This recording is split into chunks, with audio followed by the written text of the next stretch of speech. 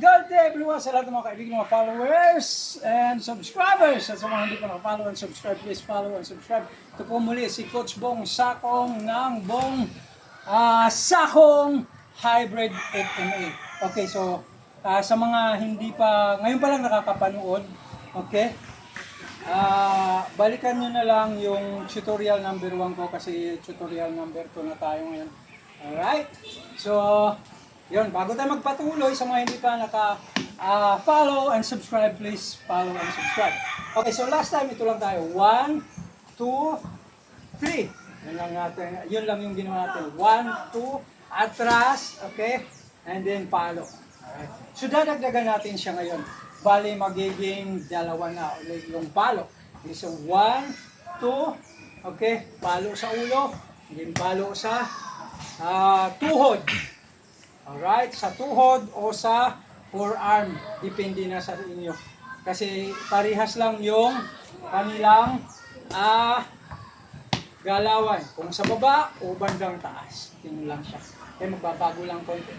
Alright, 1, 2, 3, 4. Kayang-kaya nyo sundan to. Madaling-madali lang ito. Alright, ngayon ang pagkakaiba lang doon sa traditional at saka sa modern, dahil una-una sa paghawak pa lang natin, iba na yung hawak natin. Ganito po tayo humahawak, right? As much as possible, itong yan, yung stick, nandito dapat sa my chin. Okay? Ang purpose niya kung bakit nandito siya, kasi mas madaling sumalag kung ang palo masyadong mabilis, halimbawa galing taas. Alright? Kasi yung sa realidad, karamihan ng palo hindi pa palo sa paa, kundi sa ulo. Okay? Sa ulo o di kaya sa clavicle. So, andito ka. Okay. Kung nandito ka, siyempre hindi na papalo sa clavicle yun. Dahil una-una, nakadepensa ka na, nandiyan na, lagpas sa clavicle. So, number 1 target sa yung ulo. Kung mas madali siya mag-block. Right? Gaganon ka lang. Kung halimbawa, galing dito, bam. Galing sa kabila, bam. Ganon lang.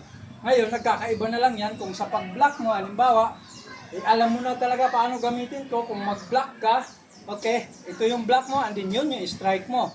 Okay? Yung block mo, at the same time, yun na rin yung strike mo. Kaya, boom! Ganun lang. Right? Kasi pag pumalo, galing dito, block and strike. Ito yung block mo, and then yun yung tama niya. Pag galing sa kabila, ito yung block mo. Alright? And then ito yung strike mo. Okay. Ganun lang kasimple. Alright? Ito medyo sumasabit. Inulit ko na nga, sumabit. Sumuksok dito. Alright, so ito siya. Last time, balikan natin ng konti. Okay? Okay, boxing or kickboxing, yung tayuan natin. Okay? Para mas mabilis gumalaw. Mas mabiling mabante o matras, mag-side to side. Alright? Movement or angle, mga ganun-ganun mga galawan. Kasi sa realidad, hindi ka makikipagpaluan ng ganon. Dahil pagka ganito kalapit, nako, pag pumalo man yan, halimbawa sa atin, kung ganito kalapit, hindi ako papalo ng ganito eh.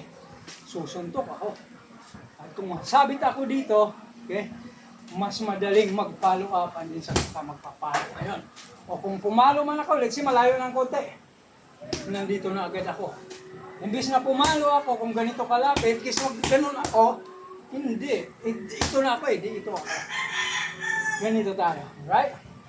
Kung ganito kalapit, hindi ka na mag-gagawin ganun, right? Wala. Dahil pag inangat ang kamay nun, niyakap kang ganun, okay? At kung marunong ng judo yun, o wrestling, wala na. Hampas ka na, pababalik ka rin ka na. O pagka ganito, halimbawa, ganito kalayo, alright? Ito yung nakaraan natin, bam, bam, bam. Okay? Kung ganito, ulitin ko. Kung ganito kalapit, huwag ka papalo, suntok dapat. Right? Suntok. Kasi mas madali siya mag-deliver ng atake kung ganito lang kaiksi yung distance. Kumpara sa dito, pupugutin mo pa dito. Okay? Ang sabi na nandito ka, you know ha, imbis na dadalhin ko pa dito para pumalo ako, o pang nandito ako, babata ako, mas madaling tumula yung suntok. Right? Pero hindi pa rin yun. Sa susunod natin gagawin yan yung palo suntok. Dito muna tayo. Okay. 1. 1, 2, 3, 4. Muntik na naman ako maligaw. Alright. 1, 2, 3, 4. Ito lang yung ano natin, karugtong nung nakaraan. E bali, dalawa-dalawa na. 1, 2, 3, 4. Alright, alis ng konti. 1, 2, 3, 4. Okay? Balik ulit. 1, 2, 3, 4. Basta, ganun lang, uulit-ulitin nyo, hindi mag-focus kayo sa tamang pagsuntok at pagpalo dahil yung palo natin, hindi lang siya basta, kundi sulit talaga yung palo natin. Bam! Bam! Shah! Shah! Yung balik, alright? Ganun lang. Forma, ha? Yan. Ganun nyo lang sasanayin.